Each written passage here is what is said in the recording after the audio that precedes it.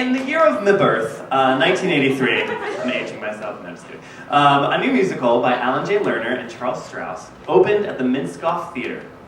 Dance a Little Closer. Got some Paino. The show was set in a hotel in the Austrian Alps on New Year's Eve, where all guests are trapped as World War III is about to begin. Lerner called it a political love story. The main characters were Harry, a smooth American nightclub singer played by Len Cariou of Sweeney Todd and A Little Night Music fame, and an exotic woman he may have had an affair with years earlier, Cynthia, played by Liz Robertson, Lerner's wife at the time. That was a really long sentence. Jesus. The show was an updated version of the hit play Idiot's Delight, which was set on the eve of World War II. In 1983, with nuclear Armageddon on everyone's minds, this update seemed smart. Armageddon. The execution of the show was called messy and overblown by critics. The creators intended a political statement and a mysterious romance, but the result was less clear than one that he had hoped.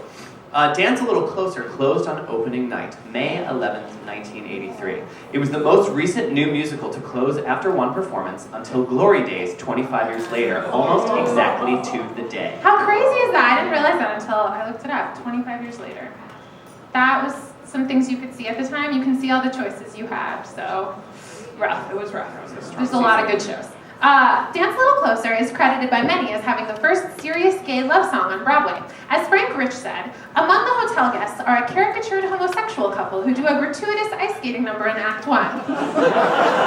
Is an ice skating number ever not gratuitous? It's necessary. Actually, the duet itself, the song itself, is very, very beautiful. You can see, actually, original casters Jack Keller and Brett Barrett performing it on YouTube with the skating and everything. It's really awesome. The show also starred everyone's favorite Marilyn, Allison Reed. Resisting the urge. Right. Not making a joke. Now, Ethan Morden praised much of the score, including the title song, which he remarked was pleasurably sung by Cariou and Robertson, and would have become a standard in another decade. Dance a Little Closer was Alan J. Lerner's last hurrah.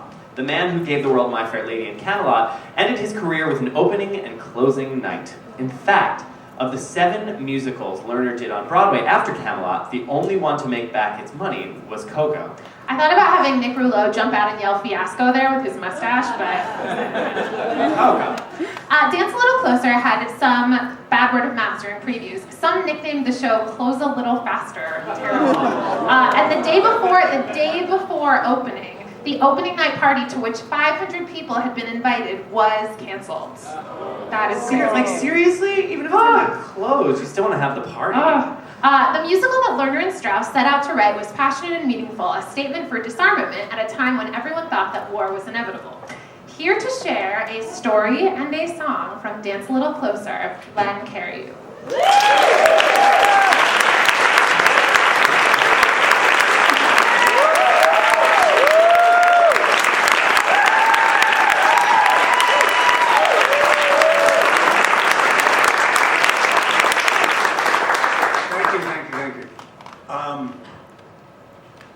Joe's Pub.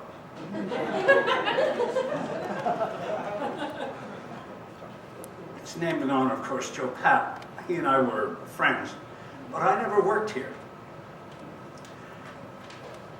And when I was doing, I think it was, it may have been a little night music. When I was doing a little night music, somebody interviewed me, and I had seen something that they'd done in the park. And I was being a smart ass, and I said, the guys asked me a question, and I said, there's a reason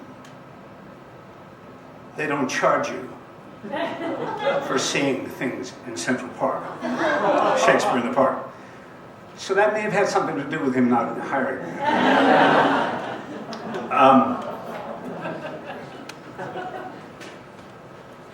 Dance a Little Closer. It was, it would have been, it maybe had a pretty good chance. Except Alan decided that he wanted to direct it. And I think that probably scuttled it because he couldn't really have any perspective on it.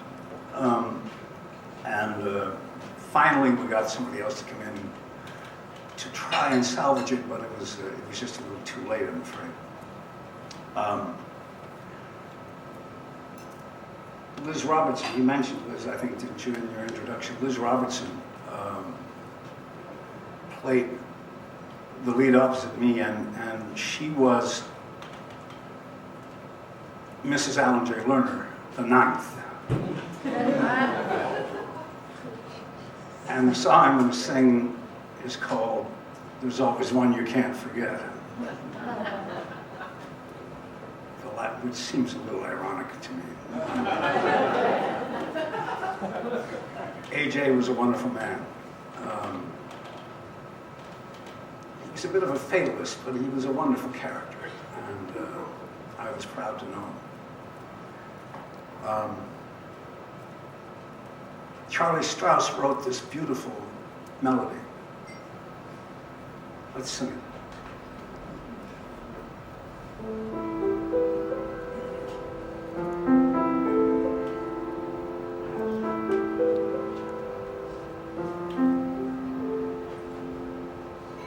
There's always one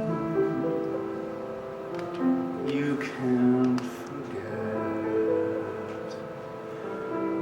There's always one you can't forget. One who roams around your mind. One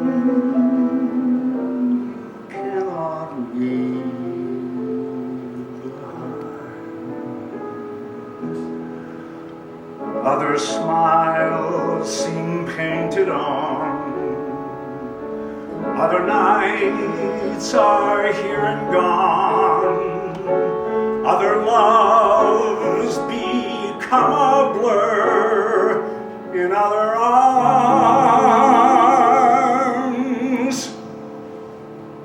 You think of her.